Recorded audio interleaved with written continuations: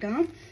இதுவுமே வந்து பார்த்திங்க அப்படின்னா வரமிளகாத்தூள் தான், நமக்கு கலரும் இருக்கும் காரமும் இருக்கும். ஸோ இது வந்து காஷ்மீரி மிளகா லைட்டாக மிக்ஸ் பண்ணி அரைச்சிருக்கேன். ஸோ உங்களுக்கு சாப்பாட்டில் போட்டிங்கன்னா கலரும் வந்துடும்.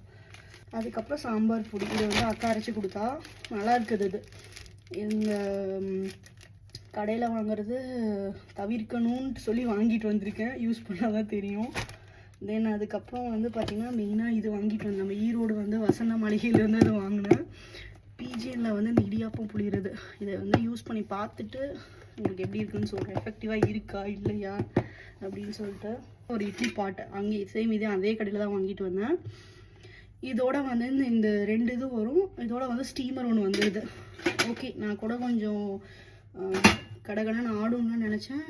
அந்தளவுக்கு ஒன்றும் பேஸ் வந்து நல்லா ஸ்ட்ராங்காக இருக்குது. அது இது வந்து கீழநெல்லி பொடி. இது வந்து உங்களுக்கு தேவைன்னா நீங்கள் வாங்கிட்டு வாங்க. இதை வந்து அட்லீஸ்ட் மந்த்லி ஒன்ஸாவது வந்து சும்மா தண்ணீரை மிக்ஸ் பண்ணி குடிச்சிங்க அப்படின்னா காமாலை இந்த மாதிரி ஐட்டம்லாம் வராது. ஸோ அதனால் இந்த தடவை இது வாங்கிட்டு வந்திருக்கேன். அதுக்கப்புறம் வந்து பொன்னாவரை சூரணம் டேப்லெட்ஸு, இது ஆக்சுவலாக அமேசானில் தான் வாங்கினேன். இது வந்து நாட்டு மருந்து கடையில் எல்லாமே விற்குது. இந்த ஐட்டம் எல்லாமே உங்கள் வீட்டில் இல்லை அப்படின்னா நீங்கள் நாட்டு மருந்து கடையில் எல்லாமே பை பண்ணிக்கலாம். இது வந்து பொன்னாவரண சூர்ணம் வந்து கண்டிஷன் வந்து இருக்கிறனால ஃப்ளூ வரும். ஃப்ளூ வந்துச்சுன்னா த்ரோட்டு, அப்புறம் மூக்கு, தலை, ஹெட்டேக் வந்து ரொம்ப ரொம்ப அதிகமாக இருக்கும். இது வந்து ஏதோ டேப்லெட்ஸ் வந்து கொஞ்சம் தண்ணியில் கலந்து இந்த மாதிரி 10 மாதிரி போட்டுட்டோம் அப்படின்னா கொஞ்சம் எஃபெக்டிவாக இருக்கும் அப்படின்னாங்க. ஸோ இது வந்து பெருங்காயத்தூள்.